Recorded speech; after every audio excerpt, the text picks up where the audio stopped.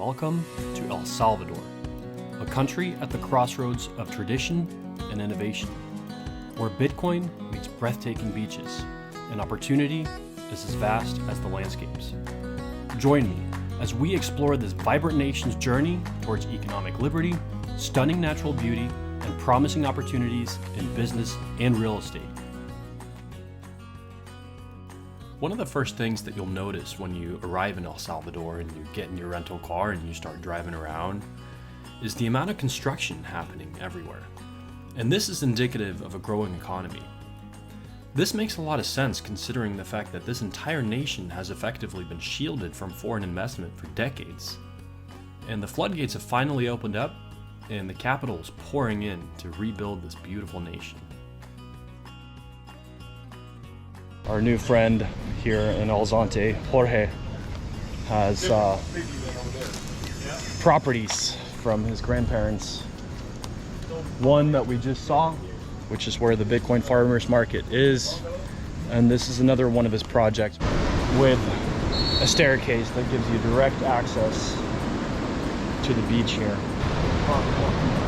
What kind of deal are you looking for here? I finished this stage is about $500,000. $500,000. Yeah. Plus furniture and equipment. Yeah. You're gonna have the pens out here, plus 2 rooms over there. Plus, if you build another 3 buildings like that one, Yeah. you're talking 3 por 2, 6, 7, 8, 9. 9. 8 Okay. rooms plus a penthouse. Okay. And bar and restaurant and all that. He's a So, smart man. He does not want to sell the property. No, never. We can do everything you want, but not the land. Unfortunately, Jorge is not interested in selling any of his properties. He is simply looking for an investor to cough up $500,000 to finish the remainder of this construction project. The return on this investment will be 50% of the cash flow generated by this hotel. Although this is an intriguing opportunity, my brother and I actually came here to get exposure to the underlying land. So we're off to a gated community called Atami to check out this amazing beach house. But before we do that, we're gonna hop in the ocean for a quick swim since we're already right here.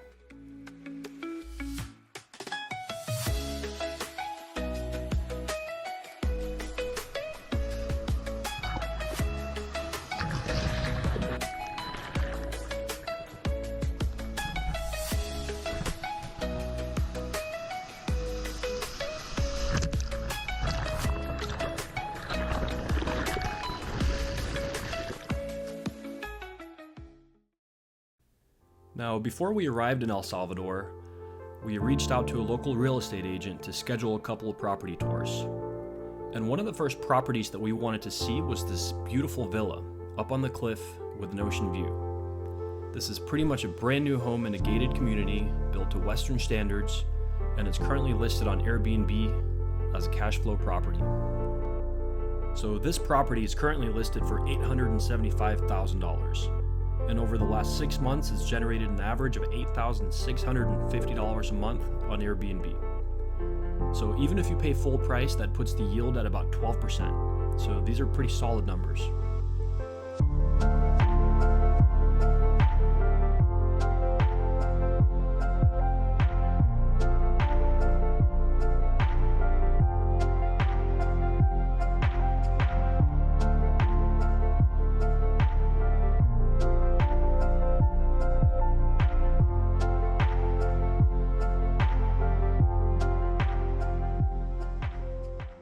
Before we head over to the next property, I wanted to show you guys something that's very unique to El Salvador, something that I've never seen before. And that is these saltwater pools that are scattered just all across the coast. And they always build them at the bottom of these cliffs right next to the ocean. And the idea behind this is it's a safe place for you to swim without being wrecked on the rocks and these giant waves that they have here. These pools continuously get replenished by the salt water from the waves. And just awesome places to swim here.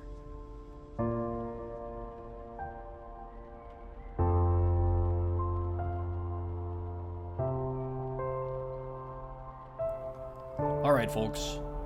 Here we have what I thought would be the crown jewel of today's property tours. A stunning 5-story mansion with an infinity pool and an ocean view from every room in the house. This property was listed for a cool $1.3 million, and I was ready to be blown away. But reality had different plans. As soon as we walked in, it was clear that this house had seen better days. It looked like it hadn't been maintained in about 2 decades, although the house was only 5 years old. The online photos must have been taken with some magical filter, because in person, the white walls were covered in slimy organic growth and the paint was peeling off the walls, and there were cracks in the ceiling. And if you thought that was bad, every room was stacked to the ceiling with trash.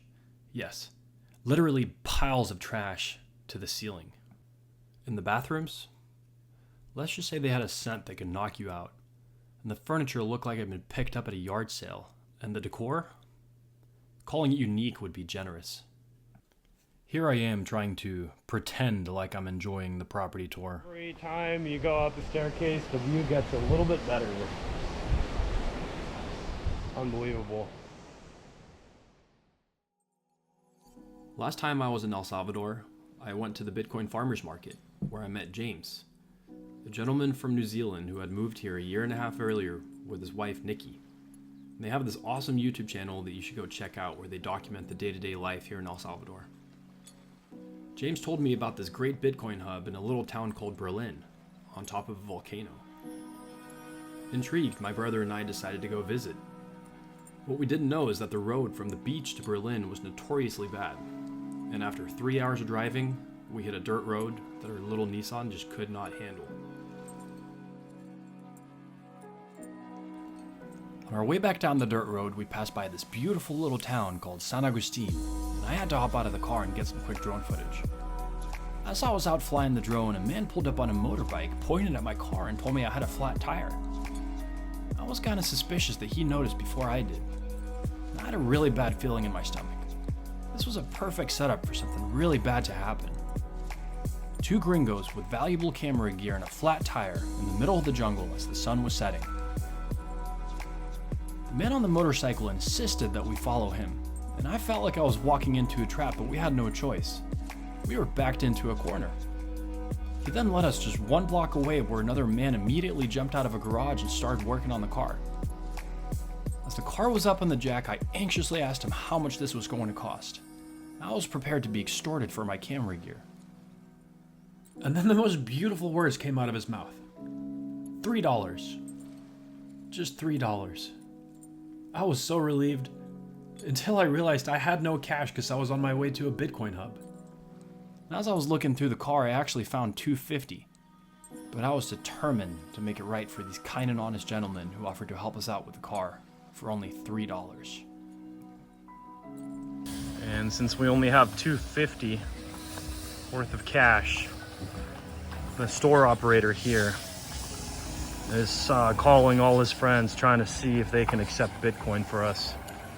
So maybe I'll teach him how to download the Blink wallet, and this will be another place that accepts Bitcoin. Here he is working to get us what we need. Since the owner of the store seemed enthusiastic about the idea of accepting Bitcoin, I finally taught him how to use a Bitcoin wallet on his smartphone, and the whole process took just 2 minutes. Next, I was prepared to go on a shopping spree to reward the integrity of the 2 men who helped us out with the car. But they were far from greedy. Even though I offered to buy them anything they wanted from the store, they only wanted a cold beverage and a snack. And if I wasn't already convinced that El Salvador was a safe country full of honest and hardworking people, I was now. Ingresa el motor. Okay. Go. Okay, see? Bitcoin. And after his first Bitcoin transaction, you can see the smile on his face. I think he was excited because his store can now accept both Bitcoin and digital US dollar payments, all thanks to a simple application on his phone. So what started as a challenging day turned out to be a heartwarming experience, thanks to the kindness of these strangers and the power of Bitcoin.